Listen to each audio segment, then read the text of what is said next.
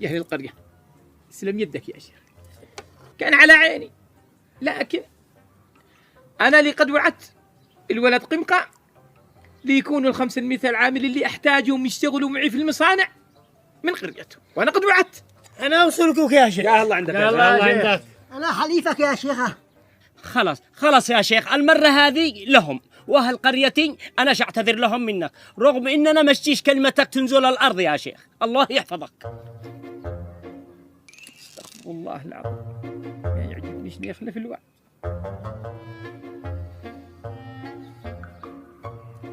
ولا تهون يا شيخ، ولا أنتم يا الحاضرين. بارك الله فيك، بارك الله فيك يا شيخ. خلاص، هذه المرة لكم، والمرة الثانية إن شاء الله نعوض قرية الولد قمقام. وذا الحين الآن أشتي يا شيخ كل واحد من هذم 500 العامل ليقفز الدين 1,000,000 ريال، والجواز حقه لجل ألفا واسرع. أجهز لكم المعاملات، التأشيرات والتذاكر والفيز، وما اللي يبقي عندكم من الزلط خصمناه من رواتبكم لما تشتغلوا. اتفقنا؟ وفيت يا شيخ، على بركة الله. احمد الله على شيخكم، منو يسافر داخل أمريكا ب1,000,000 ريال. عشتكم تقروا بسرعة تدوا البياس وكلموا الباقي. يلا يا بسرعة. بدالك يا شيخ، أنا بدالك. اتقهوي يا شيخ.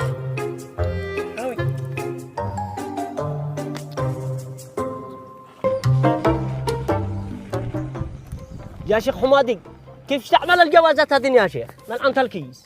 هذه الجوازات؟ إيه. دعونا أقول لك كيف نعمل بين.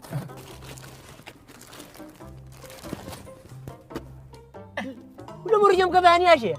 اللي يسافروا من السائلة لأمريكا.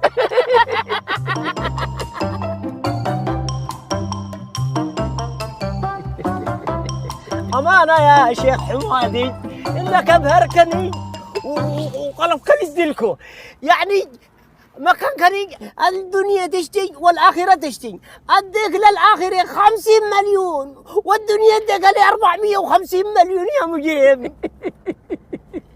الله يحمد الله، لأن يهدي الله بك رجلا واحدا خير لك من حمر النعم. وإحنا بنينا لهم مسجد يعبدوا الله ويصلوا بدل ما يروحوا لهم أمريكا ويمتسخوا ويعصوا الله. الله أكبر عليك يا شيخ حمادي، والله صراحة ما لم تختبرني.